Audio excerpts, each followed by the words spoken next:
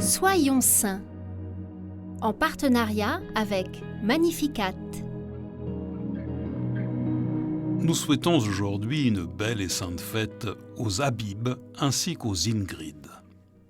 Saint Habib, de haute naissance, travaille comme vendeur de tissus à Édesse, en Syrie, au IVe siècle, dans l'une des plus riches provinces de l'Empire romain.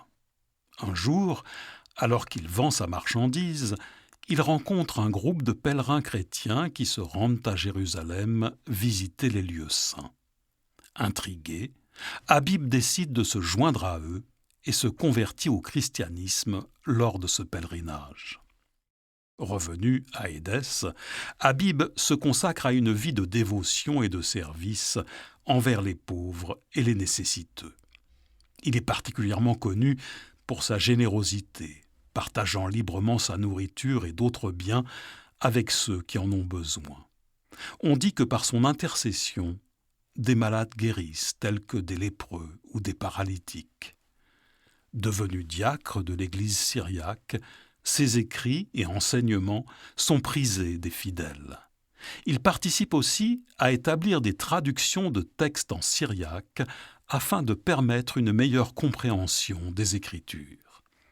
Réchappé de la persécution des empereurs Galère et Maximien, durant laquelle ses amis Gurias et Samonas sont cruellement exécutés en l'an 306, il est finalement rattrapé par celle de Licinius en 322. Il se cache longtemps, mais excédé par cette vie de paria, il finit par se présenter au préfet persécuteur Lysanias. On ne lui épargne ni les interrogatoires, ni les tortures, avant de le condamner à être brûlé vif. Au pied du bûcher, il bénit tendrement sa mère, sa famille et ses amis.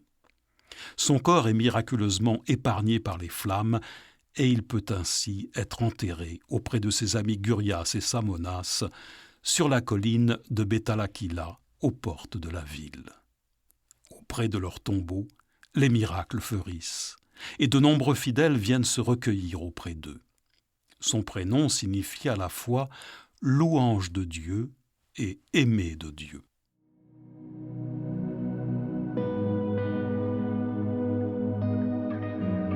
Saint Habib, nous confions à votre intercession tous les diacres, humbles serviteurs de nos paroisses.